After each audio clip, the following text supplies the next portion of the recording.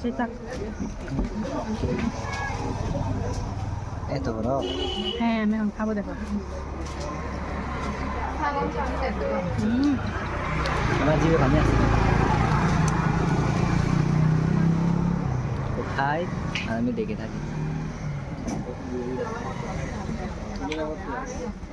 বুঝছেন গাইস, কি অপমান না করতেছে, ও খাই আমি দেখে আসি।